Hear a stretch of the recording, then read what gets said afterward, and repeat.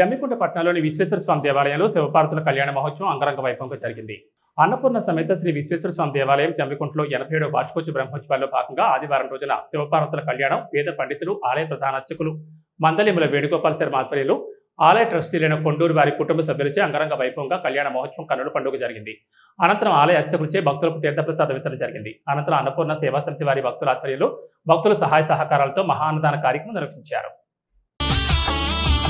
పార్వతీ పరమేశ్వర కళ్యాణం కమనీయం కనువిందు ఆయనే లోకం భూలోకం.